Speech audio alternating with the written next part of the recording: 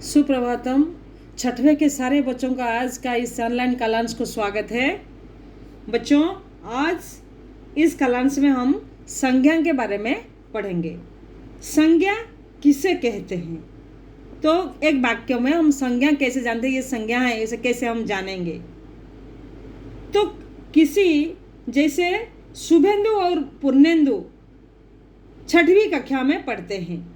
प्रेम से घृणा हो जाता है। हम दूध के लिए गाय पालते हैं। शुभेंदु और पूर्णेंदु ये दोनों क्या है? बच्चे हैं। उनका क्या है कि पूर्णेंदु और शुभेंदु क्या है? नाम है। तो नाम को संज्ञा कहते हैं। कई कई लोग कहते हैं कि नाम को भी संज्ञा कहा जाता है। जैसे हम दूध भी एक संज्ञा है, गाय भी एक संज्ञा है, घृणा भी एक संज्ञा है, प्रेम भी एक संज्ञा है। लेकिन संज्ञा का भेद होता है। तो ये कौन सा संज्ञा है, वह कौन सा संज्ञा है, उसके बारे में हम जानेंगे। तो पहले संज्ञा किसे कहते हैं? जिस शब्द से किसी व्यक्ति, वस्तु, स्थान, जाति, भाव या दशा का बोध हो उसे संज्ञा कहते हैं। समझ में आया? जैसे मोहन, कलम, कटक, गाय, बुढ़ापा आदि है। तो संज्ञा का, इसके बाद हम पढ़ेंगे संज्ञा का भेद। संज्ञा का भेद कितने प्रकार के होते हैं? संज्ञा का भेद 5 प्रकार के होते हैं। कैसे? क्या क्या है? एक है, पहला है व्यक्तिवाचक संज्ञा, दूसरा है जातिवाचक संज्ञा, तीसरा है द्रव्यवाचक संज्ञा, चौथा है समूहवाचक संज्ञा और 5वां है भाववाचक संज्ञा। ठीक है? तो आज हम पढ़ेंगे पहले व्यक्तिवाचक संज्ञा किसे कहते हैं। तो जब किसी शब्द से केवल एक ही व्यक्ति, प्राणी या स्थान आदि का बोध होता है उसे व्यक्तिवाचक संज्ञा कहते हैं। जैसे राम, मोहन, चेतक, कटक, भारत, महानदी, गीता, ऐसे ऐसे सब है। व्यक्तिवाचक में क्या होता है? नाम जो होता है राम, मोहन, जदू, मधु, सीता, गीता।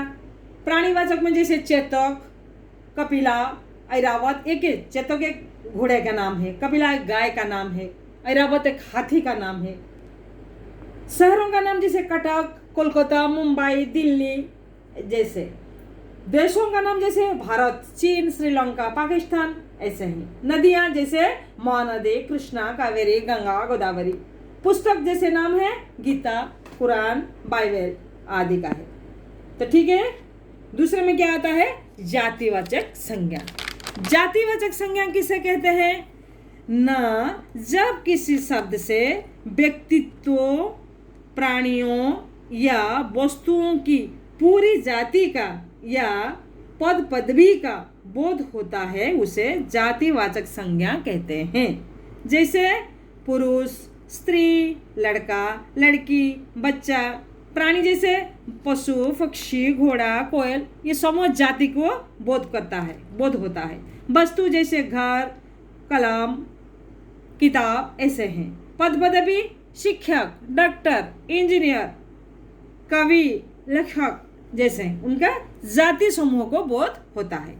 इसके बाद हम पढ़ेंगे द्रव्यवाचक संज्ञा। द्रव्यवाचक संज्ञा किसे कहते हैं? ना जब किसी शब्द से द्रव्य या पदार्थ का बोध होता है उसे द्रव्यवाचक संज्ञा कहते हैं। जैसे धातु, द्रव्य, कैसे? ना सोना, चांदी, तावा, लोहा। और द्रव्य जैसे आटा, चाय, घास, चावल, ये सब, दूध, ये सब क्या होता है? एक द्रव्य है। फिर उसके बाद क्या आता है? समूहवाचक संज्ञा। समूहवाचक संज्ञा किसे कहते हैं? ना जब किसी शब्द से अनेक प्राणियों का, वस्तुओं के समूह का बोध होता है उसे समूहवाचक संज्ञा कहते हैं। जैसे प्राणियों का समूह जैसे दल, मंडली, परिवार, सेना, भीड़, कक्षा। छठवीं कक्षा के बच्चे बहुत शांत और सरल होते हैं। जैसे वाक्य में है, इसमें क्या समूहवाचक संज्ञा पहचानिए। तो क्या है कि कक्षा, 6वीं कक्षा के बच्चे बहुत शांत और सरल हैं। उसी तरह वस्तुओं का समूह, श्रृंखला, ढेर, टोली। भाववाचक संज्ञा, जब किस शब्द से भाव, दशा, अवस्था, धर्म, गुण या क्रिया, व्यापार का बोध होता है उसे भाववाचक संज्ञा कहते हैं। जैसे धर्म या गुण, कैसे प्रेम एक धर्म है, के मनुष्य का एक धर्म है प्रेम करना, दूसरों को प्रेम करना। गुण भी है घृणा, उसका गुण है दूसरों लोगों को देखकर वो घृणा करता है। समझाई, धैर्य, गर्मी, ईमानदारी। बहुत दुनिया में बहुत सारे ईमानदार लोग हैं, तो ये सब वाक्यों में प्रयोग किया जाता है इस सब संज्ञा का। अवस्था कैसे बचपन, बुढ़ापा, मैं बचपन में बहुत दौड़ता था। बुढ़ापा, मधु का बाप बुढ़ापा में सो गए, बिस्तर पर लेटे रहते हैं। ऐसे ही सब वाक्यों में उसको प्रयोग किया जाता है। क्रिया व्यापार जैसे प्रार्थना, पढ़ाई, लिखावट, चाल। तो भाववाचक संज्ञा इसे कहते हैं। तो ठीक है बच्चों, संज्ञा आज हमने पढ़ा संज्ञा किसे कहते हैं और संज्ञा का भेद के बारे में हमने पढ़ाया आपको।